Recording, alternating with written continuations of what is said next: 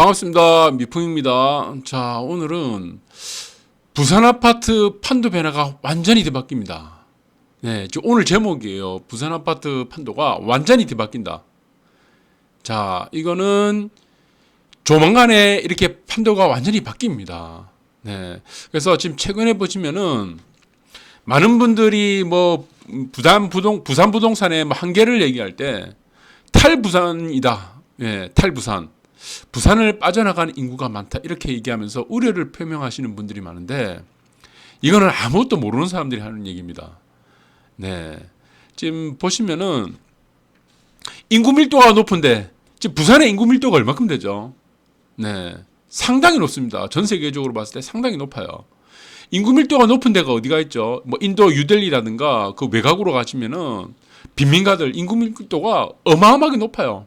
네, 그쪽에는 그냥 판자촌 그냥 무더기로 돼가지고 공동 화장실 쓰고 그리고 뭐 방글라데시 마찬가지죠.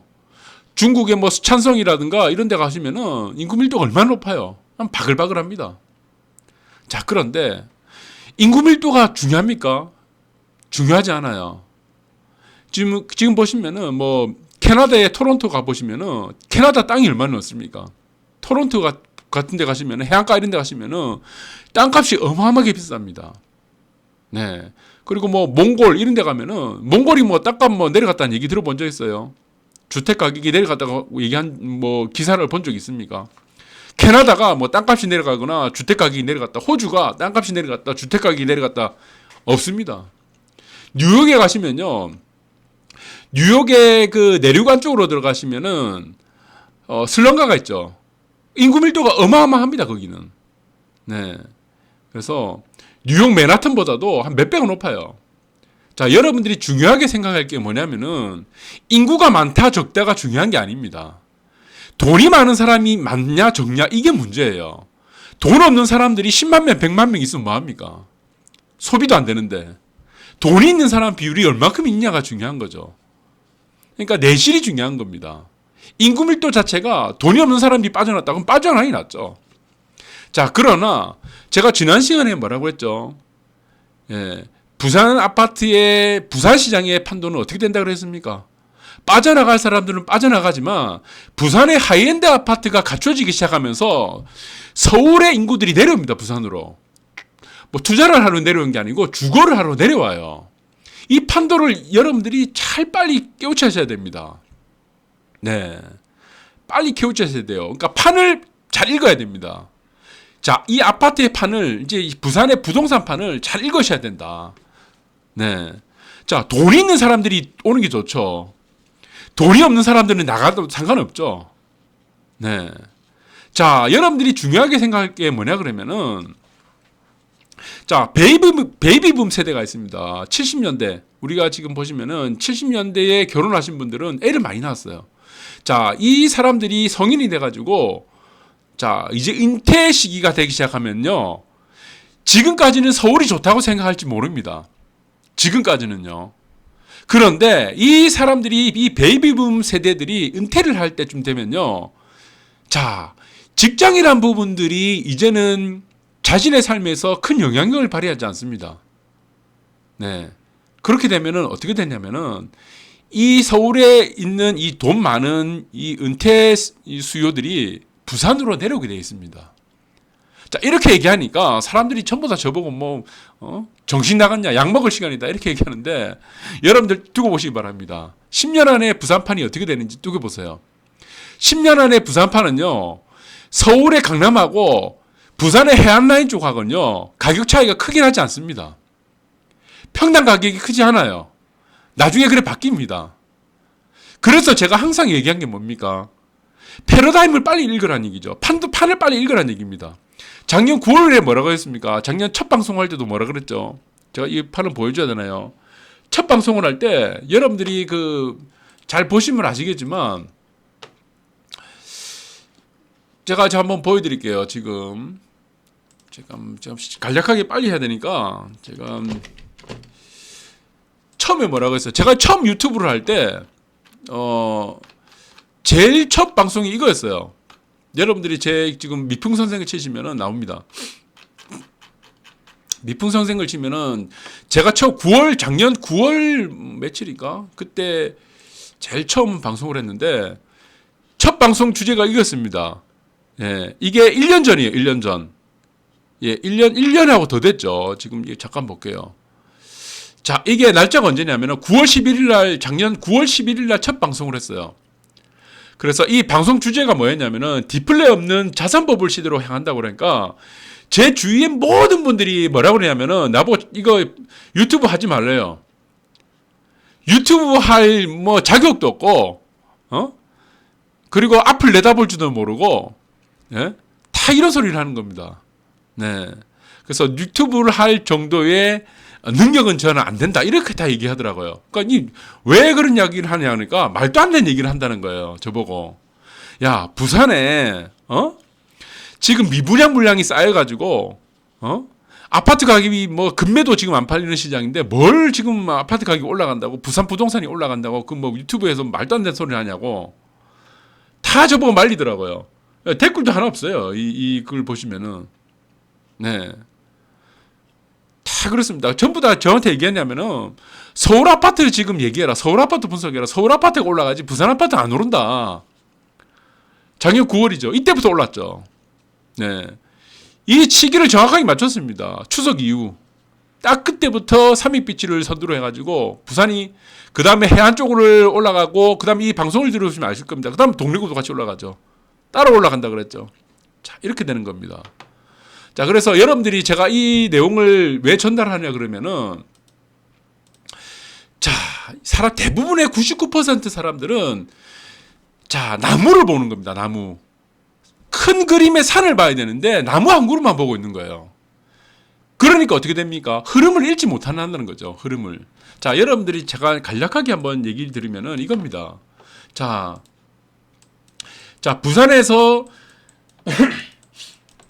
서울 있어요. 자, 부산에서 서울을 갈 수도 있죠. 그러나 서울에서 부산으로 갈 수도 있죠.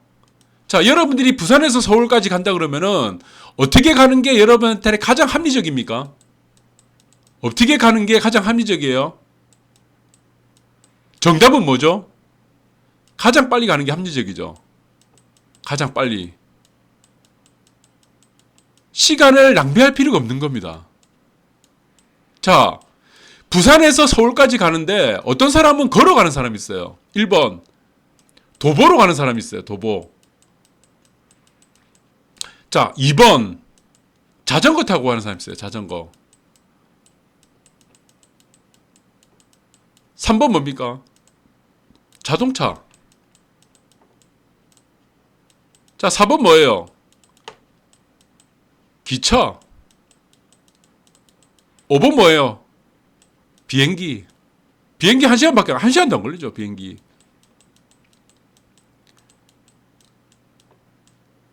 자, 여러분들이 생각할 때 가장 빨리 가는 방법이, 가장 합리적인 방법이 뭐냐? 그러니까 가장 빨리 가는 방법입니다. 똑같습니다. 자, 여러분들이 부산을 서울 간다고 했을 때 어떻게 가느냐? 걸어갈 거냐? 비행기 타고 갈 거냐? 자, 여러분들이 쉽게 생각할게요. 자, 여러분들이 이만큼의 자산을 갖고 있어요. 이 자산 플러스 은행 이자가 있습니다. 은행 빚이 있습니다. 어차피 똑같아요. 예, 주택을 살 때 자기 돈 100%로 사는 사람이 없죠. 근데 내가 목표가 30억이에요. 30억. 나는 목표가 30억인데 이 30억을 어떻게 벌 겁니까? 50년, 100년 걸려서 30억을 만들면 무슨 의미가 있습니까? 자, 부산에서 서울 가는 거 똑같습니다. 부산에서 서울 가는 게 가장 합리적인 게 뭐냐면 가장 빨리 가는 방법이죠. 비행기 타고. 자, 여러분들이 가진 자산하고 은행하고 뭐 빌려가지고 내 돈이 아니죠. 합쳐가지고 어쨌든 내 돈 30억을 만들어야 돼. 그러면 가장 합리적인 방법이 뭡니까? 안전하게 빨리 가는 거죠. 안전하게 가장 빨리. 왜 걸어가냐 이겁니다. 비행기 타고 가야죠. 자, 30억을 먼저 만드는 게 중요하다. 왜 30억을 먼저 만드는 게 중요합니까? 자, 30억을 나중에 죽을 때 돼가지고, 하루 이틀 지금, 오늘 내일 하고 있는 상황에서 30억 만들면 뭐합니까? 자, 미리 빨리 만들어야지. 거기서 이자가 붙죠, 이자. 뭐, 배당도 붙고, 배당도 붙고, 뭐, 월세도 붙고, 세입자 붙어갖고 월세도 붙고, 돈을 벌릴 수가 있는 거예요. 여유 있게 사는 거죠. 여유 있게. 최소 30원 벌어야지 여유 있지 않습니까? 이렇게 되는 겁니다. 그럼 여러분들이 한번 생각해 보세요. 부산 서울을 가는 거랑 자, 내 자산을 30원 만드는 거랑 마찬가지다. 걸어가지 마라. 걸어가지 마. 왜 걸어가냐 이겁니다. 비행기 타고 가라고. 자, 그래서 이겁니다. 제가 이 내용을 제가 왜 언급하냐 그러면은 이겁니다.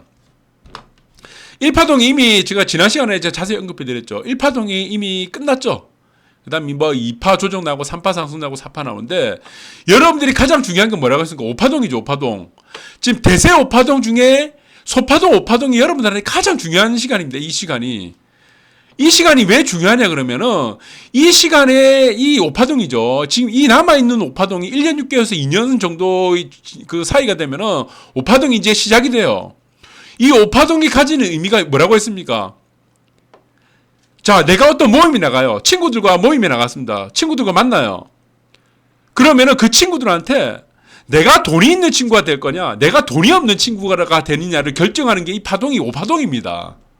그래서 이 5파동이 굉장히 중요한 거죠. 그 이 5파동의 의미를 뭐라고 했습니까, 제가? 여러분들의 자산 가치를 결정하는 이 파동이라고 그랬습니다. 자, 1파동은 뭐라고 했습니까? 1파동. 다 오르죠? 예. 1파동 중에서 안 오른 아파트가 있나요? 아주 외곽에 있는 아파트. 그 한 1, 2천만 원 정도 올랐겠죠. 4, 5천만 원 정도는 오르죠. 다 오르죠. 그러나 5파동에서는 이게 다 안 오릅니다. 오르는 아파트가 소수예요. 주식시장으로 치면은 뭐 삼성전자 한 종목만 올라가고 나머지 종목들 다 떨어지는 장이에요, 이게. 그래서 5파동이 무섭다는 겁니다. 주도주 장세라 그러죠. 예. 주도주 상세에 딱 걸리게 되면은 우리가 보시면은 주식시장도 마찬가지예요. 1파동, 3파동, 1파동, 2파동, 3파동, 4파동, 5파동 맨 마지막에 5파동 실적 장세 가면은 특정 종목 한두 개가 올라가고 나머지 종목들 다 떨어집니다. 네, 부동산하고 주식하고 항상 똑같다고 그러겠다. 내가 지금 항상 맨날 똑같다고 얘기하는 거예요. 근데 사람들은 뭡니까? 야, 부동산하고 주식하고 뭐가 같냐? 자기만 모르는 거죠. 똑같아요. 메커니즘이 다 똑같습니다. 프레임 자체가 똑같다는 겁니다. 그래서 이 5파동이 가진 의미가 가장 큰 게 뭐다? 내 자산 가치를 결정하는 파동이다.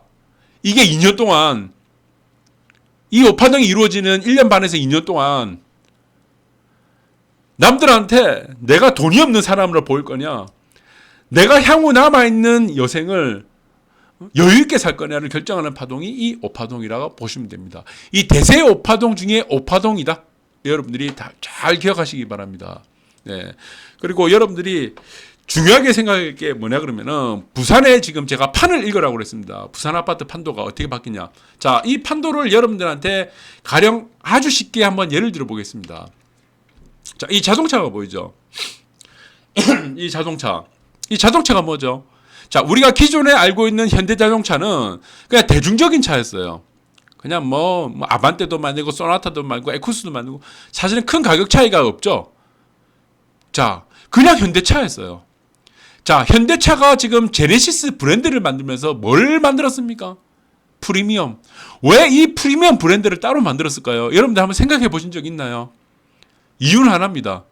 남들과 차별화되고 싶은 사람들의 욕구를 채워주기 위해서 이 프리미엄 세단을 만들었다. 프리미엄 브랜드를 만들었다는 겁니다. 자, 이해가 되십니까? 아파트 판도 이렇게 변합니다. 아파트 판도. 그래서 제가 뭐라고 했어요. 부산 아파트 판도가 완전히 바뀐다는 겁니다. 이게 판도가 완전히 바뀌어요. 그러면은 이 판도가 바뀌기 전에 여러분들이 대응을 하셔야 됩니다. 항상 뒷북을 쳐. 내가 계속 알려줘도 수백 번 알려줘도 뒷북 친다니까. 내가 작년 9월달 전에 그렇게 수천 번을 얘기했어요. 제 아는 지인 친구들 모든 사람들한테 얘기했어요. 아파트 사라. 근데 항상 이 1년 전부터요. 2018년 그때부터 계속 얘기했어요. 계속. 돈 땡겨서 와서라도 마누라 팔아서라도 아파트 사라 그랬어요. 아무도 말 안 들었어요. 그 중에 몇 안 되는 사람들 있죠. 네, 내 말을 좀 신뢰하는 사람들은 그때 사기 시작했다는 겁니다. 빚을 내서 사더라도 사자 무조건. 그래, 내 속린셈 치고, 야, 그래도 내가 빚을 내니까, 그래, 네가 좀 보태주라. 미풍 선생 네가 좀 보태주라. 그래, 내가 보태줄게. 그래, 네 명의로 하자. 그래, 너도 보태줄게. 너도 보태줄게. 나도 보태줄게. 그 내가 다 보태줄게. 살아 일단. 어? 자, 그런데 그게 설득이 안 되는 거예요. 설득이. 몇 사람들은 설득이 되죠. 예. 왜 이 사람들이 설득을 당했느냐 하면은, 자, 내가 빚을 갚더라도 아파트는 남아있다는 겁니다. 내 부동산은 남아있기 때문에 이 사람들은 깨어있다는 겁니다. 네. 남는 게 있으니까. 주식은 뭐 상폐되고 그러면 남는 게 없잖아요. 부동산은 남잖아. 내 보금자리는 있잖아. 화폐 가치는 떨어지니까. 네. 이렇다는 겁니다. 그래서 이 프리미엄 브랜드를 만든 것도 여러분들한테 이제는 그냥 모든 아파트가 필요한 게 아닙니다. 이제는 여러분들이 보시면은 부산에도 지을 땅이 없어요. 서울도 마찬가지입니다. 자, 그런데 사람들은 욕구는 어떻습니까? 내가 남들보다 차별화되고 싶어. 내가 뭔가 조금 더 좋은 아파트에 살고 싶어. 그 욕구들이 부산에서는 충족이 안 되고 있다는 겁니다. 자, 내가 분명히 말했죠. 부산에 돈 없는 사람들만 있냐? 아닙니다. 돈 많은 사람들 많아요. 그리고 서울에 있는 돈 많은 사람들이 내려옵니다, 부산에. 왜? 뭐하러 내려옵니까? 투자하러 내려옵니까? 아닙니다. 실거주하러 내려옵니다. 그런데 서울에서 내려오는 실거주하러 내려오는 서울 양반들이 남들이 다 사는 아파트 살고 싶습니까? 아니에요. 내가 서울에서 왔는데, 기존에 살고 있는 부산 사람들보다는 내가 뭔가 좀 차별화되고 싶다. 내가 낸데, 큰 소리 치고 싶은데, 아파트가 없는 거예요. 그 많은 아파트가. 이제 생긴다는 겁니다, 그게. 아파트도 자동차와도 마찬가지지만, 현대자동차에서 프리미엄 세단 만들 거라 누가 생각했습니까? 아무도 예측을 못했죠. 아파트를 보세요. 아파트 보시면은, 여기 있죠. 프리미엄 브랜드 1위 가장 살고 싶은 아파트. 불과 몇 년 전만 하더라도 여러분들이 아파트에 프리미엄 아파트가 생길 거라고는 누가 상상을 했겠습니까? 현실이 된다는 겁니다. 현실이. 왜 이런 것들이 가속화되냐면 돈 가치가 하락할수록입니다. 돈 가치가 하락할수록. 아파트는 오르고 내리는 게 아닙니다. 돈 가치가 하락할 그만큼의 반영을 하는 게 부동산이고 아파트예요. 실질적으로 아파트가 오르고 내리는 건 사실은 없어요. 대부분의 99.99% 사람들은 착각하고 있는 겁니다. 그런데 오르내림의 정도가 다르다는 겁니다. 오르내림의 정도가 다를 뿐이에요. 어느 아파트는 화폐가치 하락에 따라서 더 많이 반응을 하고 이거를 우리가 일명 시세 탄력성이라고 합니다. 탄력성이 좋은 건 뭡니까? 고무공 탄력성이 얼마나 좋아요? 떨어뜨렸어요. 떨어뜨릴 만큼 그 이상으로 올라가죠. 튀는 만큼 더 올라가죠. 그러나 여러분 새덩이 보시면은 반발인데 떨어뜨려서 다시 위로 올라갑니까? 힘을 준 만큼 못 올라가죠. 그 차이입니다. 아파트는. 그래서 아파트가 시세가 오른다 내린다 하는 거는 의미가 없는데 돈의 가치에 따라서 얼마나 민감하게 반응하느냐. 민감도죠. 그리고 시세 탄력성은 델타죠. 네. 그만큼을 반영하는 정도다. 그래서 지금 사람들은 부산 아파트는 판도가 어떻게 변하느냐. 기존의 부산 아파트의 판도는 평이했습니다. 그냥 사람들이 신축 아파트, 그냥 재개발에 신축 아파트 생기면은 다 와하고 막 박수치고 환호하고 저기 좋은 아파트다. 이거 우리가 들어갈 거야. 이렇게 얘기했고, 주상복합 그냥 대충 신축 주상복합 생기면 중동에 생기면 다 박수치고 와 저기 살아 들어가야 된다. 최고의 아파트다. 이렇게 했는데 그 판이 다 무너집니다. 이제. 그게 이제 안 통해요. 신축의 프리미엄은 어느 정도는 붙겠지만 앞으로 판도는 그 판도가 아닙니다. 신축 아파트라고 박수치는 이 판이 아닙니다. 이제는 어느 정도는 박수를 치겠지만 신축이기 때문에 그 일대에서 신축이죠. 어느 정도 프리미엄이 되겠지만 신축 주상복합이라고 판을 치고 박수치고 신축 재개발 아파트라고 박수치고 이 시대는 이제 끝나간다는 겁니다. 어떻게 되느냐? 프리미엄으로 간답니다. 이게 프리미엄 하이엔드로. 그래서 가장 살고 싶은 하이엔드 브랜드가 하니까 1위 아크로, 2위 DH, 3위 르웰, 4위 서밋 이렇게 됐죠. 자, 지금의 현재까지의 판도를 보시면 이렇게 된 거예요. 일반 아파트 순위예요. 일반 아파트. 지금 부산 아파트 사람들은 이 판도 내에서 보이시죠?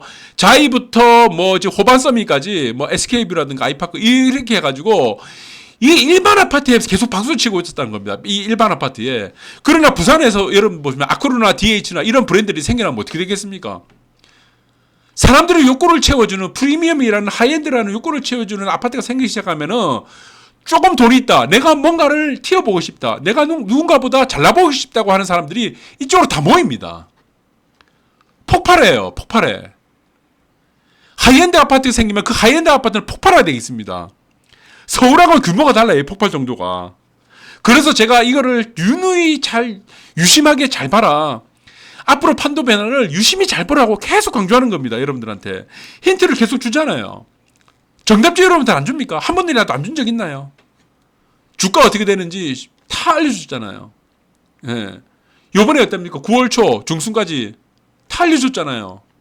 네. 실행을 못 하고 있는 거예요. 자꾸 정답지를 받았는데 뺏겼으면 되는데 혼자 엉뚱짓 하고 있는 거예요. 엉뚱짓 하고 있는 거. 그래서 지금 보시면은 1위 아파트 뭡니까? 자이. 2위 뭐 이편한 오션 세상, 3위가 레미안이죠. 부산에서는 1위가 레미안인데 서울에서는 자이가 1위고 일반 아파트에서는 자이가 1위고 2위가 이편한입니다. 서울에서는 이편한이 레미안보다 조금 더 반기도 저는 모르겠어요. 이미 이편한 레미안이 더 상위인 걸로 알고 있는데 그다음 뭐 힐스테이트 뭐 이런 식으로 되죠. 네. 자, 이렇게 된다. 그래서 여러분들한테 지금 간략하게 지금 언급해 드렸는데 자, 지금 판을 보시면은 우리가 지금 또 우리가 중요하게 생각할 게 뭐냐 그러면은 이 마린시티를 우리가 잘 봐야 됩니다. 이 마린시티하고 자동이 논리를 잘 봐야 돼요. 자동. 자동에 보시면은 처음 신시가지가 생겼을 때 어떻게 되냐면은 돈 많으신 분들이 이 신축 아파트로 많이 갔습니다. 자동적으로. 그런데 이 자동 쪽으로 들어가고 나서 부자들이 다 빠져나갔어요. 부자들이 빠져나가고 일반적인 사람들의 일반인들이 대출받으면서 이 자동 쪽으로 넘어오면서 이 자동이 몰락의 길로 들어갔습니다. 현재까지. 네. 우리가 일반적으로 보시면은 지하철역의 끝에 있는 우리가 동이죠. 동네는 시세가 잘 안 올라요. 뭐 다대포도 마찬가지지만 화명동도 마찬가지고 자동도 마찬가지고요. 네. 그리고 저기 뭐 어딥니까? 저기 청룡 1호선 끝에 잘 안 올라요. 한산 끝에는 조심해야 돼요. 지하철역 끝에. 자, 이게 마찬가지로 지금 마린시티에도 조금 우려스러운 현상이 나타나고 있는 게 지금 최근에 보시면은 마린시티에 있는 주상복합들이 안 올라갔어요. 그런데 다른 지역에 있는 뭐 해수동 쪽에는 다 올라갔죠. 아파트들이. 그러다 보니까 사람들이 어떻게 됐습니까? 원래 마린시티에는 가장 비싼 아파트들이 많았는데 이게 부자들이 많이 살고 있었어요. 마린시티에. 근데 이 앞쪽의 아파트들이 이제 구축 쪽으로 5년이 지나고 구축으로 넘어가다 보니까 일반적인 사람들이 일반인들이죠. 일반인들이 돈 많은 사람이 아닌 일반인들이 대출 받았고 이게 막 들어오기 시작하는 겁니다. 왜? 상대적으로 싸니까. 아파트는 못 들어가고. 그러면 이 마린시티가 어떻게 되겠습니까? 자동처럼 될 수도 있습니다. 자동처럼 된다는 거죠. 그래서 조금의 이런 현상들이 조금 보이는데 사실은 주상복합은 여러분들 아시겠지만 평수가 아파트에 비해서 좁아요. 왜 그런지 여러분들 잘 아십니다. 공용 면적이 있기 때문에 그럽니다. 자, 주상복합의 공용 면적은 주차장까지 포함하죠. 그래서 같은 평수라도 아파트가 전용률에서 비슷하고 하더라도 아니면은 아파트 같은 경우는 내벽을 따진다 그러면은 전용 면적을 주상복합은 외벽을 따지다가 지금 내벽과 외벽의 중간을 따지기 시작하더라도 건축법상에 하더라도 주상복합은 좁습니다. 좁기 때문에 주상복합은 사실 들어가려면 최소 50평 이상 들어가야 돼요. 근데 마린시티에 보시면은 30평대, 40평대들이 일반 아파트에 우리가 지금 시세가 좀 올랐던 아파트들보다도 시세가 한참 낮으니까 몇 억씩 낮죠. 2, 3억씩 낮으니까 많이 들어왔어요. 그러면은 이 마린시티 이 동네 자체가 어떻게 됐냐면은 부자들이 사실은 제가 부산과 서울을 얘기했지만 부산의 인구가 준다는 데가 의미 없다고 그랬죠. 돈 많은 사람들이 많아야 된다고 그랬죠. 그러면 마린시티는 어떻게 됩니까? 돈이 많은 사람들의 비율이 줄어들기 시작한다는 거죠. 네, 이 부분에서 여러분들이 조금 보셔야 됩니다. 앞으로 미래를. 자, 그리고 여러분들이 또 하나 잘 보셔야 되는 게 뭐냐면은 광안리입니다. 광안리를 여러분들이 잘 보셔야 되는데 지금 광안리 지금 여기서 보시면 아쿠아필리스부터 협진태안까지 요까지 해안일선이죠. 해안일선. 이 해안일선의 라인에 땅들이 거래가 안 돼요. 실거래가 거의 안 됩니다. 이거 평당 1억 5천에도 거의 안 돼요. 이거 지금 평당 가격을 조만간에 보면 3억 넘어갈 것 같습니다. 3억. 자, 그런데 여기서 보시면은 자, 여기 지웰 있죠. 지웰 저타라스도 있고 지웰2도 있고 에이파크 오션도 있어요. 지금 아파트 평당 가격으로 계산하면 이게 평당이요 5천만 원 넘어갔어요. 이 5천만 원 넘어갔습니다. 평당 가격이. 아파트로 계산한 평당 가격은 5천만 원이 넘어갔단 말이죠. 자, 오피스텔이 평당 넘어갔습니다. 이게 부산에서 제일 비싼 주거지가 됐습니다. 자, 협진태양부터 지금 아쿠아페리스까지는 뭡니까? 비치프론트죠. 삼익비치는 그냥 매립지죠. 매립지. 인공적으로 만들어진 매립지이기 때문에 매립지는 가격이 굉장히 쌉니다. 땅값이. 굉장히 싸요. 그런데 이 협진태양부터 아쿠아페리스까지 이 땅들은 비치프론트다. 자연 땅입니다. 이게 지금 보시면은 이제 토지 매매가로 보면은 조만간에 저는 3억을 넘어간다 봅니다. 3억을. 네, 3억을 넘어간다 보고 오피스텔이 지금 뭐 6평이 3억이 넘어가고 평당 5천만 원을 하고 있으니까 자, 여러분들이 여기서 제일 중요한 게 뭐냐 그러면은 아쿠아펠리스부터 협진태양까지의 땅을 한 평이라도 갖고 있는 게 여러분들한테 최고의 투자입니다. 부산 부동산의 가장 최고의 투자는 이 해안라인에 지금 광안리 해안라인의 일선에 있는 땅 투자예요. 땅 투자. 왜? 광안대교 지금 조망권이죠. 영구 조망권이죠. 그런데 여러분들은 한 평을 살 수 있습니까? 못 사요. 100평을 살 수 있습니까? 이 해안라인 일선에 못 사요. 1000평 살 수 있어요? 못 사요. 왜 못 삽니까? 매물이 안 나오죠. 평당 2억을 줘도 못 삽니다. 이럴 때 하는 방법이 뭡니까? 이럴 때 하는 방법은 해안라인의 일선의 아파트 살 수 있는 데가 일선에 있는 아파트 협진태양입니다. 협진태양. 자, 협진태양을 보시면은 여러분들 이거 잘 보시기 바랍니다. 제가 여러분들한테 이거 굉장히 중요한 포인트예요. 자, 협진태양을 보시면은 자, 30평의 대지지분이 어떻게 됩니까? 대지지분이 10평이에요. 자, 광안리 땅이 이렇게 있죠. 해안이, 협진태양이 이렇게 있죠. 그러면 옆에 있는 땅은 이렇게 됩니다. 옆에 있는 땅은 이렇게 되고 뒤에 이렇게 다 있어요. 그럼 앞에 있는 땅만 이게 평당으로 해줍니다. 평당. 이게 평당 막 2억이다 그러면 평당 해주고 뒤에는 어떻습니까? 평당 5천이에요. 그러나 이걸 한 묶음으로 되어 있는 땅은 어떻습니까? 여기나 한 묶음이기 때문에 여기나 똑같습니다. 이건 평당 2억이에요. 2억. 이게 어디까지 갑니까? 저는 최소 조만간에 3억까지 간다고 봅니다. 3억. 그러면은 해안 쪽에 있는 이 보시면은 잘 보시기 바랍니다. 해안 쪽에 보시면은 매물이 없죠. 매물을 살 수 있는 방법이 뭡니까? 협진태양을 사면 되죠. 협진태양을. 왜? 이걸 사는 주식 평당 10평을 가지니까. 그럼 이 광안리 해안라인에 비치프론트를 투자하는 가장 좋은 방법이죠. 싸게. 지금 이거 가격을 보시기 바라면 가격을 보시면 얼마 안 하죠. 예. 3억을 넘어간다 그러면은 이 평당 가격으로 따지면 30억이 되는 거죠. 얼마나 쉽습니까? 그러나 이거를 보시면은 대부분의 10만 명 중에 이 논리를 알고 있는 사람은 한두 명밖에 안 돼요. 한두 명. 그래서 이 부동산으로 돈을 벌지 못하는 겁니다. 이 간단한 논리를 모르고. 자, 그리고 여러분들이 보시면은 자, 협진태양에 보시면은 이 있죠. 협진태양에. 자, 30평이 12억도 있어요. 자, 어떤 거는 9억 8천도 있어요. 여기 보시면 9억 8천도 있죠. 어떤 거는 뭡니까? 여기 보시면은 어떤 거는 9억 3천도 있어. 같은 평수인데. 이 평수가 이거 12억도 있어요. 12억. 30평에 12억도 있고 10억도 있어요. 이 차이가 뭐죠? 조망이죠. 조망. 그러나 협진태양을 조망을 보고 살 이유가 없어요. 협진태양을 조망에 따라 가지고 가격이 달라질 이유가 없는 겁니다. 이거는 9억 3천이나 자 9억 3천이나 12억짜리나 대지지분이 똑같아. 똑같은데 재건축을 하면 어떻게 됩니까? 재건축을 하면 똑같죠. 앞에 바다고 재건축을 하면 똑같죠.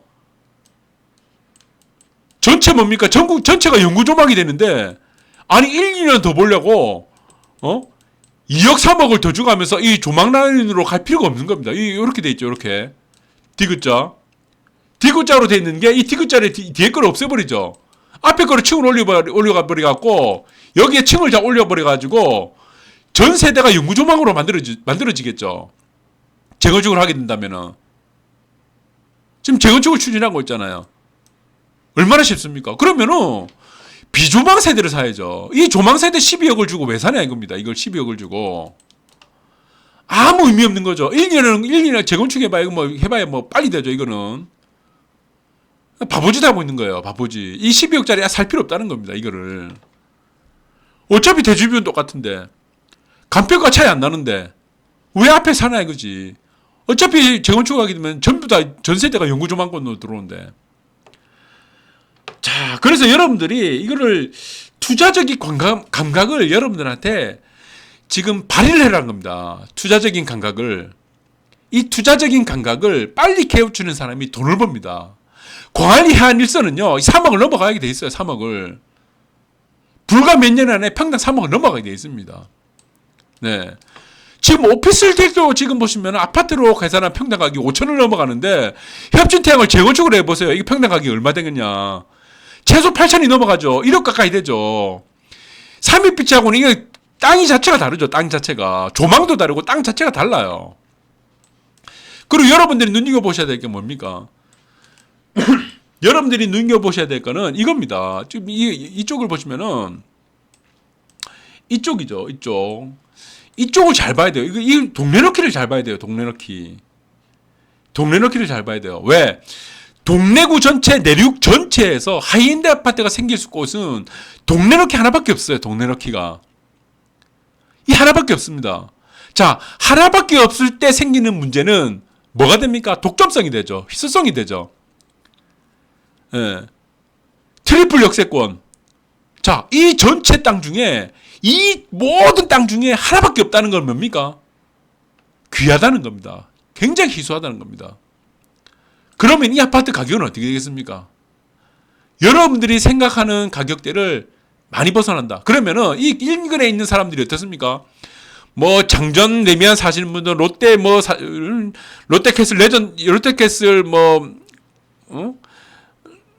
롯데캐슬 클래식이나 사시는 분들, 이쪽에 동네에 사시는 분들이, 자, 이 동네 넣기가 하이엔드로 가면 갈수록 어떻게 되나? 다 넘어옵니다, 일로.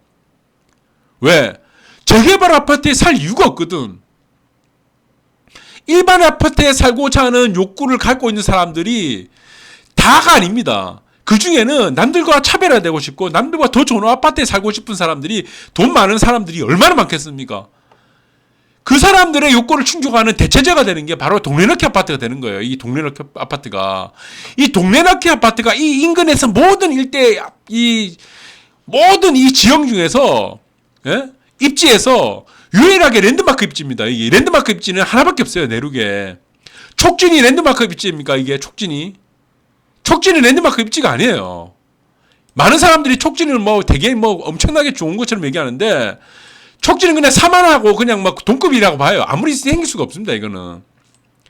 이건 하이엔드 아파트가 생길 수가 없어요. 촉진지구 생길 수가 없어요. 왜? 하이엔드 아파트가 생기려면요, 분담금이 2배로 들어갑니다.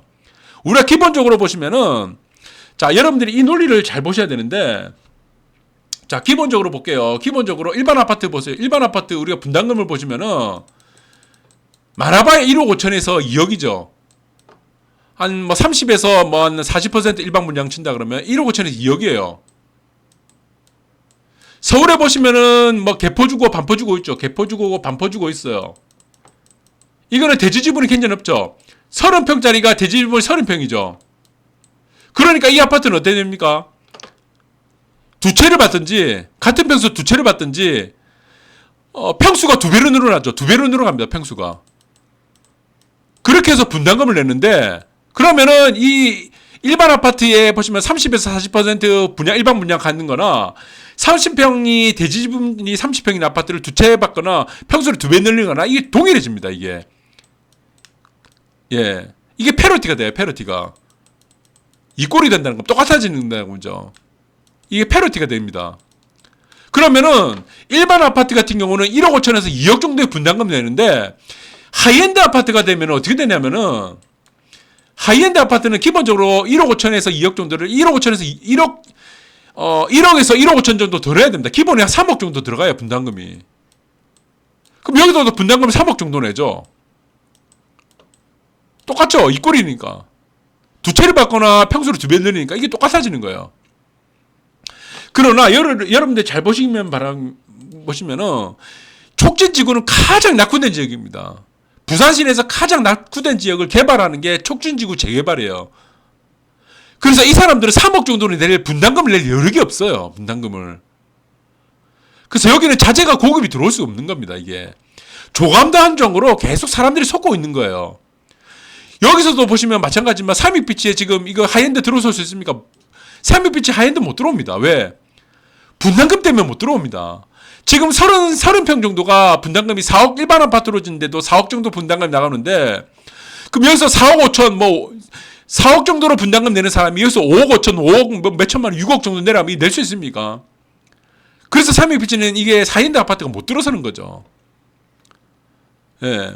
그래서 동네넣기는 다르다는 거죠. 동네넣기가 가지는 의미는 뭐라고 했습니까? 동네넣기. 자, 동네넣기를 보시면은, 자, 동네넣기는 30평 이하가 없습니다. 지금 동네넣기를 잠깐 여러분들 주시해야 되는 게 뭐냐면은, 자, 보세요. 제 동네넣기죠. 최하가 11억이에요. 33평짜리가. 매물이. 이거 지금 매물이 더 안 나올 겁니다. 하이엔드로 들어갈수록 더 매물이 안 나와요. 그러면은, 지금 보시면 33평이 가장 낮은 평수죠. 그렇기 때문에 이게 분담금을 낼 수 있는 겁니다. 10몇 평, 20몇 평짜리가 없기 때문에 이 하이엔드로 갈 수 있는 거예요. 하이엔드 기준이 뭡니까? 적은 평수가 30평 이하 평수가 없어야 되고 랜드마크 입지해야 됩니다. 협진태양도 마찬가지고 협진태양도 보세요. 협진태양이 지금 30평이 제일 작은 평수죠. 자, 그래서 여러분들이 생각해야 되는 게 뭐냐면은 부산에 지금 보시면은 랜드마크 하이엔드 아파트가 들어설 수 있는 입지는 현재로서는 가장 유력한 게 동래넣기하고 협진태양입니다. 협진태양. 그리고 협진태양 같은 경우는 굉장히 희소한 입지예요. 굉장히 희소한 입지. 이거는 땅값 자체가 부산 시내에서 가장 비싼 땅값이 되는 곳입니다. 여기가. 땅값 자체로도 레전드가 되는 곳이에요. 여기가. 아시겠습니까? 그래서 이 판을 빨리 읽어야 됩니다. 판을. 부동산의 판을 먼저 읽는 사람이 승자가 되는 겁니다. 항상. 나중에 뒷북 치는 사람이 꼭 있어요. 뒷북 치는 사람들이. 네. 자, 부산의 판도는 어떻게 된다고 그랬습니까? 부산의 판도는 완전히 바뀐다. 어떻게 바뀐다? 하이엔드 아파트 중심으로 판도가 이제 완전히 바뀝니다. 그 하이엔드 아파트가 생기면서 서울 사람들이 이주를 하러 부산으로 내려옵니다. 이게. 그리고 그 하이엔드 아파트에는 절반의 사람들이 서울 사람들로 바뀌어버려요. 바뀌어버립니다. 부산 사람들이 쫓겨나요. 하이엔드 아파트에서. 예. 돈 조금 올랐다고 냈다 팔아고 도망가 버립니다. 네. 자, 여러분들이 이 판을 잘 읽기 바라십니다. 잘 읽기 바라시기 바랍니다. 네. 지금 제가 누누이 말씀드린 거는 오파동에서 결정된다는 겁니다. 오파동. 여러분들의 자산 가치를 결정하는 것은 오파동. 이 기간이 여러분들한테 여유가 남아있는 기간이 최대 몇 년? 2년. 2년밖에 안 돼요. 최대 2년밖에 안 됩니다. 여러분들이 자, 여유 있는 인생을 사느냐? 내가 아무리 열심히 일하면 뭐합니까? 월급밖에 안 들어오는데. 자, 여러분들의 자산 가치를 결정하는 것은 뭐다? 네. 여러분들의 판단이다. 자, 오늘 방송 여기까지 하도록 하겠습니다. 감사합니다.